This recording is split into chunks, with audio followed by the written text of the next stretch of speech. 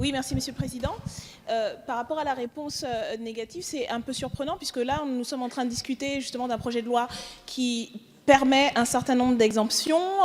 On considère que les Jeux constituent un événement exceptionnel. Donc, il y a une possibilité facultative, mais là, il s'agit pour nous d'inciter, et on l'a fait à nombreuses reprises d'ailleurs dans cette Assemblée, pour ce qui concerne les collectivités locales, à diriger, à inciter.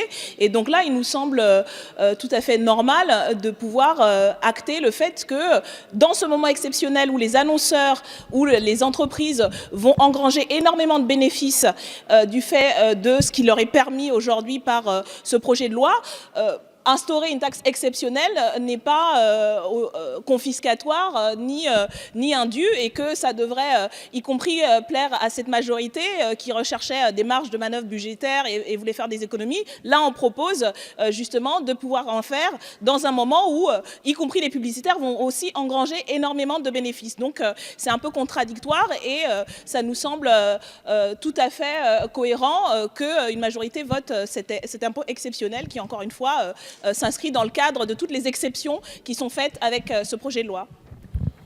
Alors même que le gouvernement répète qu'à l'heure de l'austérité et des économies, nous allons dépenser énormément d'argent sur le budget prévu pour les Jeux, 6,5 milliards d'euros, les initiateurs des Olympiades assurant la moitié, qui est pris en charge par le comité d'organisation, les 3 autres milliards cofinancés par des fonds publics, les fonds publics et privés, et 1 milliard pour l'État, 209 millions pour l'Île-de-France, 145 millions pour la ville de Paris et 135 pour la Seine-Saint-Denis.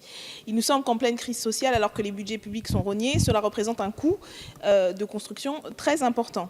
Aujourd'hui, les équipements sportifs parisiens reçoivent 45 millions d'euros, soit 140 fois moins que les sommes allouées aux Jeux. Il nous semble donc important de profiter de l'opportunité de ces Jeux pour dégager, si possible, dégager des fonds budgétaires. Sur l'état des cités universitaires, des logements, il y a un constat général de dégradation. On peut parler de l'Académie de Lille, par exemple, avec ses 150 000 boursiers, 50 000 étudiants, 38 résidences universitaires et 9 250 logements, avec une présence importante de nuisances pour ces logements. Et il nous semble qu'il serait important, par cet amendement, que chaque logement universitaire qui est mis à disposition du comité d'organisation des Jeux olympiques et para-olympiques soit rendu, et que ce soit indiqué dans la loi, soit rendu en bon état d'entretien et de réparation éventuelle, y compris pour leur utilisation ultérieure.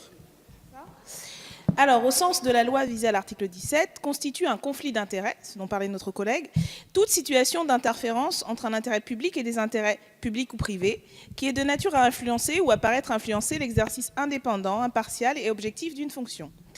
Afin de renforcer les dispositions de transparence de vie publique et d'éviter qu'un scandale ne vienne gâcher l'engouement populaire des Jeux olympiques et paralympiques de 2024, nous souhaitons étendre l'application de l'article 11 de la loi 2013-907 du 11 octobre 2013 aux membres des comités nationaux d'organisation, non pas uniquement à leur président ou présidente.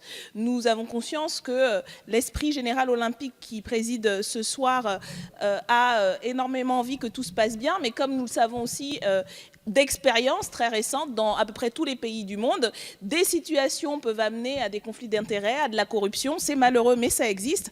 Et donc, nous ne doutons pas, avec la volonté qui a été celle de la majorité de rendre les Jeux aussi éthiques que possible et toutes les dérogations qui ont été faites, que sur cet aspect-là, nous nous donnerons véritablement les moyens d'encadrer ces types de pratiques dont nous savons malheureusement qu'elles existent, malheureusement. Mais aujourd'hui, nous pouvons donner les moyens à la représentation nationale d'ajouter un petit peu quelque chose à ce projet de loi où elle a eu très peu d'éléments législatifs à enrichir.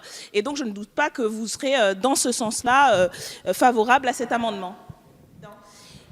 Alors, je vais aller à l'encontre de ce qui est préconisé précédemment notre collègue Juanico, parce que je pense que la demande de rapport d'information au gouvernement a un sens de la part du Parlement, tout simplement parce que le gouvernement dispose de moyens directs et de plus de moyens, malheureusement, que le Parlement. Donc on dispose de ce droit, autant l'utiliser. Et là, il s'agit, à mon sens, je pense que vous en serez convaincus, d'une question importante, c'est la question de l'impact environnemental de l'organisation des Jeux Olympiques. Par cet amendement, nous demandons donc au gouvernement la rédaction d'un rapport d'information. Ce rapport intégrera notamment les effets de la construction des équipements et infrastructures de transport, mais également la débauche de publicité annoncée et prévue dans le présent projet de loi. En effet, comme la plus ancienne association de défense du patrimoine, l'association Cité Monument, l'a pointé du doigt, les franciliens et franciliennes vont subir un véritable traquage publicitaire dérogatoire à toutes les règles, puisque ça vient d'être adopté article après article, alors que notre pays est au premier rang mondial pour la proportion des dépenses publicitaires liées à l'affichage. Il ressort de l'étude d'impact du texte même que les publicités des partenaires pourront générer des nuisances visuelles et éventuellement sonores. Écrans vidéo géants, flyers et cadeaux promotionnels se retrouvant sur la voie publique, panneaux publicitaires déroulants et à LED vont constituer une dépense énergétique lourde qui aura forcément des conséquences environnementales.